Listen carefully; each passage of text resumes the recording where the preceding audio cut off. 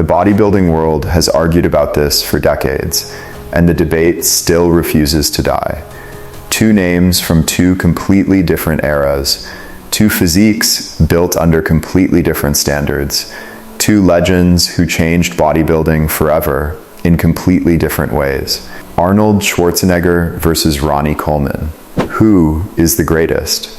Before we dive deep into this story, if you love real bodybuilding documentaries and deep history breakdowns like this, make sure you subscribe, like the video, and drop your opinion in the comments, because this debate only gets more interesting when more voices join it. Now imagine two timelines. One begins in the golden age of bodybuilding, where aesthetics, shape, proportion, and stage presence defined greatness. The other rises in the mass monster era, where size, density, and conditioning pushed the sport into a completely new extreme. These timelines never crossed on stage, but they still collide in one question: who truly represents the peak of bodybuilding? To understand this, we need to go back to the beginning. Arnold's story starts in Austria, not in the center of the bodybuilding world, not on the biggest stage, just a young man with a vision that was much bigger than his environment. At a time when bodybuilding had nowhere near the mainstream attention it has today, Arnold wasn't only thinking about trophies.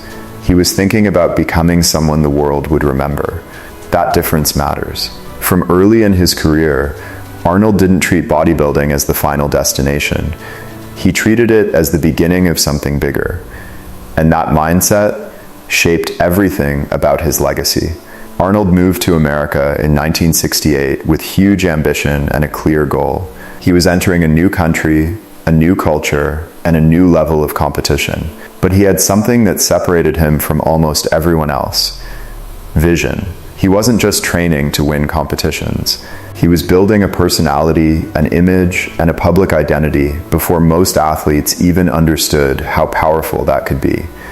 In the late 1960s and early 1970s, bodybuilding looked completely different from today. The stages were smaller, the audience was smaller, the sport was still fighting for mainstream respect. Then Arnold arrived and changed the energy around bodybuilding. His physique had the classic look that defined an era: wide shoulders, small waist, full chest, powerful arms, and a silhouette that looked almost artistic. But the physique was only one part of it. The other part was presence. Arnold knew how to speak, how to perform, and how to make people believe that winning was already part of his identity. Arnold didn't just compete. He sold the idea of becoming a champion.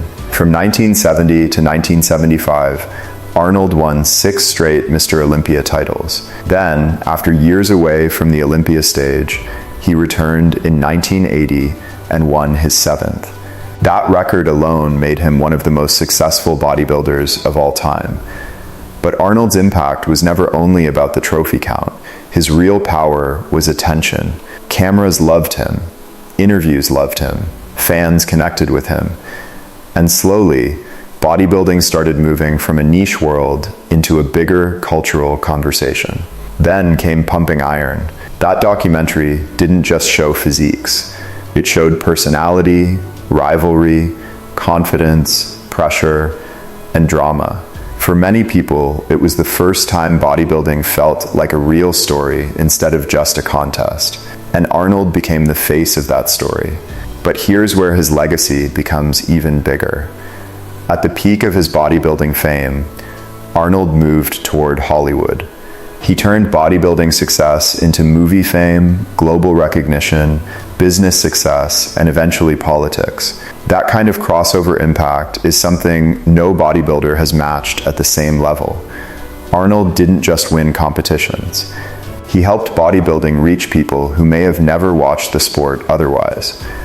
Now we jump forward to a completely different world. By the late 1990s, bodybuilding had changed. The athletes were bigger, the conditioning was sharper, the competition was more extreme. The standard was no longer just about classic lines. It was about size, density, detail, and dominance. And then came Ronnie Coleman. Ronnie's story begins in Louisiana. He was a college football player who later became a police officer. He wasn't introduced to the sport as a celebrity. He wasn't built around fame from the beginning. He was quiet, hardworking, and at first, not the obvious future king of bodybuilding. Early in his career, Ronnie wasn't winning everything. He had genetics, he had size, he had potential, but the full package had not arrived yet.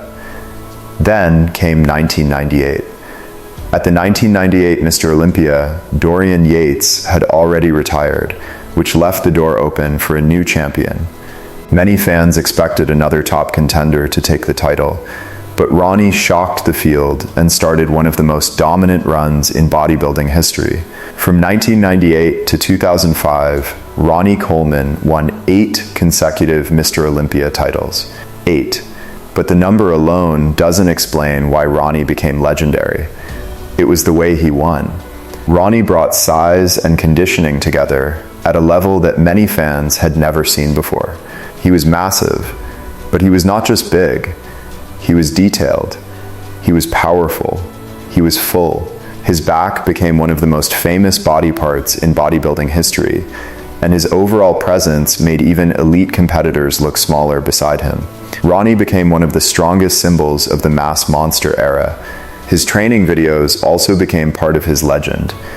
The heavy squats, heavy deadlifts, intense gym footage, and raw personality turned his preparation into something fans could feel, not just watch. Ronnie didn't just dominate contests. He made extreme bodybuilding feel almost superhuman. And suddenly, the sport faced a new question. Had bodybuilding reached a new peak, or had it gone too far? This is where the debate truly begins. Arnold represented aesthetics, balance, charisma, and classic proportion. Ronnie represented size, density, power, and extreme conditioning. 2 completely different ideals, 2 completely different eras, 2 completely different definitions of greatness. Arnold helped bring bodybuilding closer to mainstream culture. Ronnie pushed the physical standard of elite bodybuilding to one of its most extreme points. Arnold built a dream that made millions pay attention. Ronnie showed how far that dream could be pushed physically. So who is the best? If we measure influence, Arnold's reach goes beyond bodybuilding. He inspired generations, changed how the public viewed bodybuilders, and became the most recognizable name the sport has ever produced. If we measure competitive dominance and physical development, Ronnie's reign stands as one of the strongest examples in bodybuilding history. One shaped the culture, the other pushed the limits. And maybe that is exactly why this debate never ends. Because Arnold and Ronnie were never trying to win the same kind of battle. Arnold became the symbol of bodybuilding's rise. Ronnie became the symbol of bodybuilding's extreme evolution. One made the world look at bodybuilding, the other made the bodybuilding world question what was physically possible. So when people ask who the greatest bodybuilder of all time is, the real question may be deeper than one name. What matters more? Influence or dominance? Legacy or physique? Cultural impact or competitive peak? Arnold built the dream. Ronnie pushed the dream to its limit. Now it's your turn. When you think of the greatest bodybuilder of all time, who deserves the title? Arnold Schwarzenegger or Ronnie Coleman? Drop your answer in the comments. And if you want more deep bodybuilding documentaries like this, subscribe so you don't miss the next story.